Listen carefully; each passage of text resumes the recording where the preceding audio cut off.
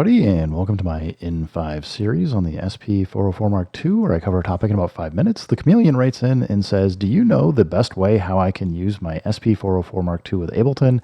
Short answer I'm going to say is no, because I don't know how you're using it or what you want to do with it. But if you want to get into some specifics like you had in the comment where you said, I don't want it to send MIDI notes, but I do like to have the MIDI sync for the BPM and record functions if possible. Yeah, we can totally do this. This is not too much of a problem. And the important part is you want to go live and settings.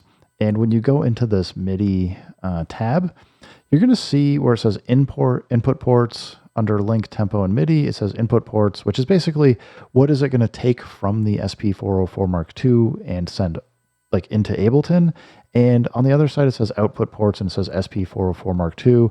The important thing you want to know here is by default, you're probably going to have track on for this checkbox. If you take this track out, the track checkbox out, what this is doing is it's saying, I don't really care about the MIDI that is in whatever one of our clips is. And even if I assign it to the output track over here, if I send MIDI to and I say SP404 mk2, if I happen to do that, it won't send it over. I think it actually, though, takes it off the list if I remember correctly.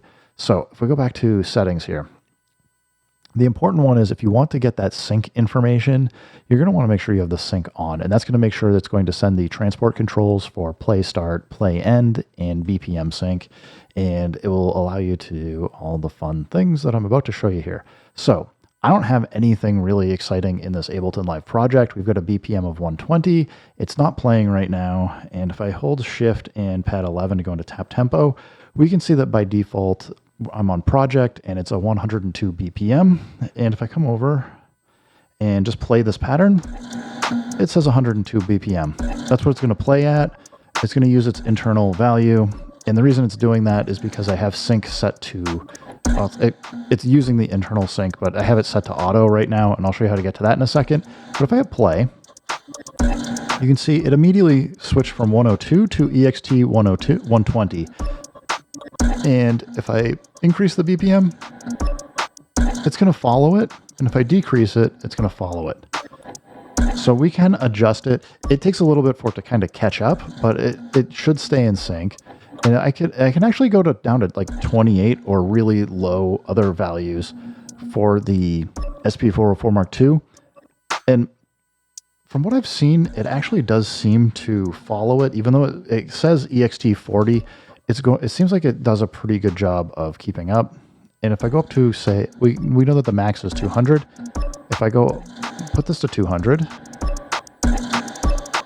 we can hear that it is playing faster.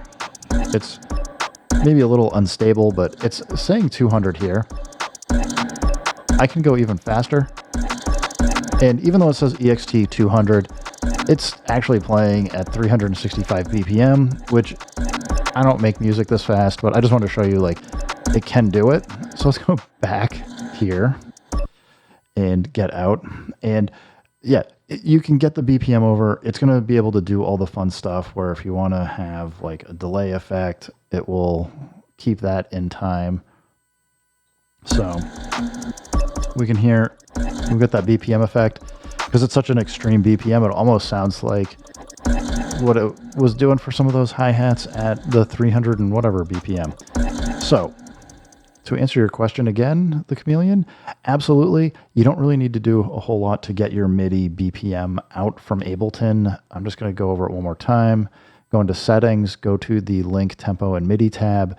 Make sure your output ports are set to track off if you don't want MIDI coming from MIDI notes or CC or anything coming from Ableton. Just turn track off and turn sync on. That's really all that you need to do. And it should set up Ableton Live to be able to follow your BPM or other things and get that as an external value.